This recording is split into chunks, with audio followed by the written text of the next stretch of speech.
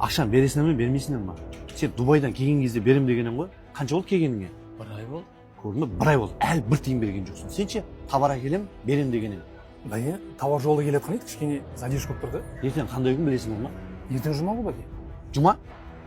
Ей, ертең маманың туған күні білесіңдер ме? 1 ай алдын WhatsApp-тарыңа жібердім ғой, осы затты алайық мамаға деп. WhatsApp-қа ештеңе қарап жоқпын бәке. Сендер WhatsApp-қа да қарамағансыңдар ма? Йо, сонда мамашық маған ғана керек па? Мама сендер тумаған ма не? Папа сендер керек емес па не сонда?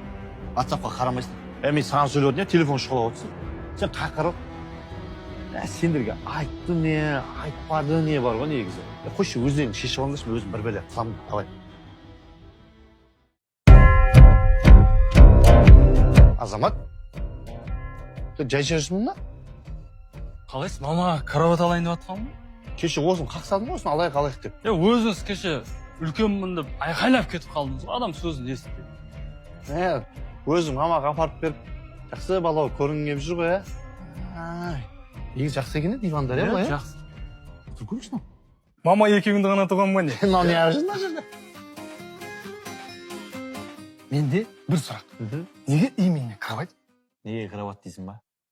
Есіңде ма бала кезімізде мама мен папа өздерінің жататын кроваттарына үшеуміз жатқызып қояды. Жылы жатсын бала шағам. Жаурамасын деп. Есімде.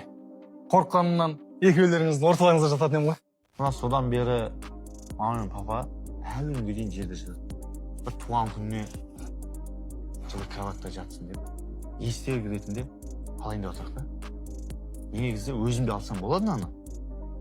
Бала шағасының атынан, үшеуміздің атынан қамып қалама дегенім да. Әне. Оның үстіне сола жатқан кроватқа үшеуміз жаттық қой. Сен көп жататын ема? Білем ғой. Қорқанымнан шақтау жермейтін ем ғой. Тоқта. Ақша точно шығарасыңдар ғой, Ақша беріп. Тезін шығарыңдар маған, тезін шығарыңдар. Апарып берейін мен. Болды. Зоря қараңдаршы. Бауыр барда